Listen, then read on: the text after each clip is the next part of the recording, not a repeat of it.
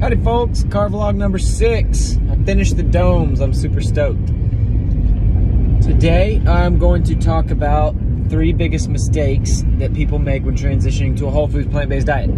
So, mistake number 1 is not getting their macros right. Not getting their ratio of fat to protein to carbohydrates right.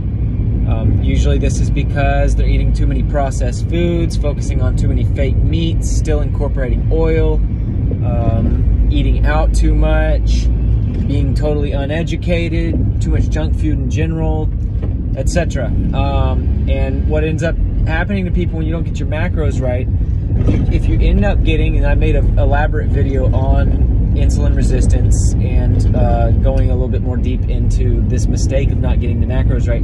What happens is that if you get somewhere, if you're not in the 20% range on fat, you're going to end up with not enough carbohydrates and too much fat for energy. And this ends up with causing insulin resistance, and ultimately you're just not going to feel super great because you're having free glucose in the blood and you're causing exhaustion to the pancreas and pushing on pre-type 2 diabetes and stuff like that. So that's one of the biggest mistakes people make, not getting those macros right. And the solution to that is getting a little bit educated on human physiology and how we digest most effectively, and cooking your food from home, eating lots of fruit, eating good quantities of whole grains and beans and cooked vegetables and salads and things like that, excluding oil from the diet altogether, except for maybe from time to time when you go out to eat, because it's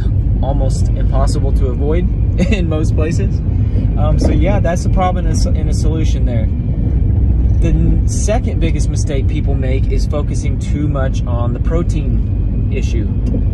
People concerned about where they're going to get their protein, not knowing if they're going to become deficient in protein, so they either put too much emphasis on processed foods like tofus and tempehs, which are probably the best of the processed foods you could go with. Eating too much tofu tempeh, eating too much processed meats, where then again you get into the problem of those processed meats are full of all kinds of ingredients, but the biggest concern is probably sugar and the oil content in those, so you end up messing up your macros again. And then thinking that you need to spend lots of money on protein supplements, which actually end up causing more issues than not, especially if you're not really doing lots of exercise and things like that. So that's another big mistake people make, is putting too much emphasis and worry and concern on the protein issue.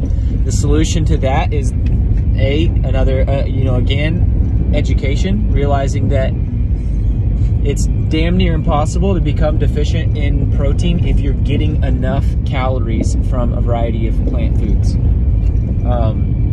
So that's the solution right there. Get enough calories and eat a variety of plant foods. Ta-da! If you're wanting to put a little bit more emphasis on protein-dense foods because you're doing more exercise, you definitely don't need to go straight to the protein powders. I'm not going to say that there's no place for protein powders and stuff. All the vegan bodybuilders that I know were probably supplementing protein. They're doing a lot of muscle degrading activities, degrading meaning catabolic workouts, so that there's an anabolic, muscle growth that is the response to that breakdown. But if you want to, like I said, focus on some more protein-dense foods, you can go with the quinoa, more beans. You can add a little bit of extra nuts and seeds. Be careful not to go too overboard with the nuts and seeds, because you're going to throw your fat content off too high.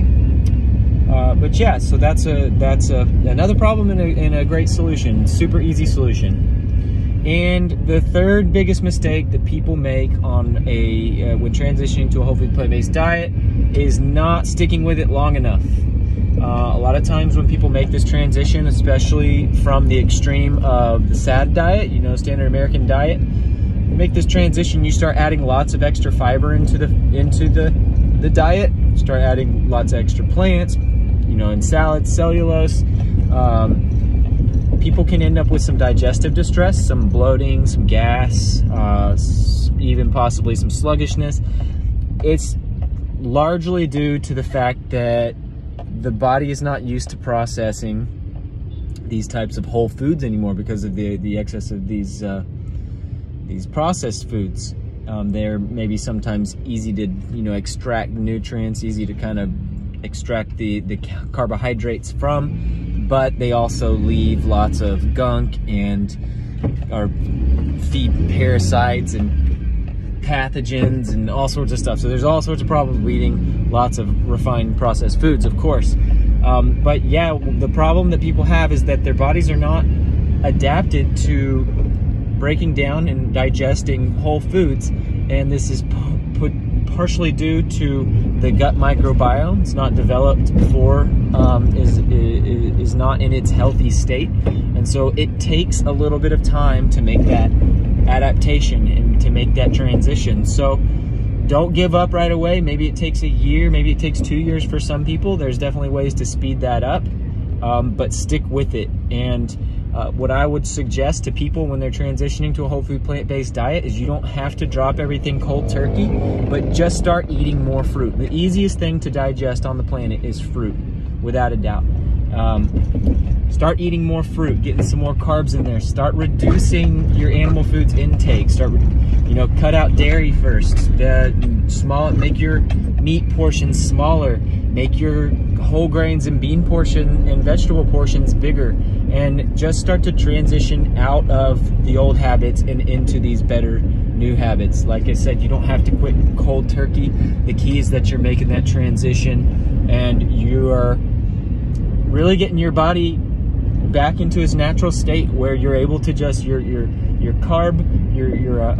carb digesting machine, and I am thoroughly confident that, especially if you're also adding in some exercise to get the blood moving, to get that digestion stirred up, because when you do exercise and things like that, you actually create a draw and a pull on the digestion, because the body is like hungry for nutrients and stuff, that you're going to be able to speed up that transition as well. So that's 3 of the main problems I see people make when transitioning to a whole food plant-based diet, and 3 easy solutions. So, hey, this was a good one. It was only 7.5 minutes long, and I think this is a cool jam-packed video.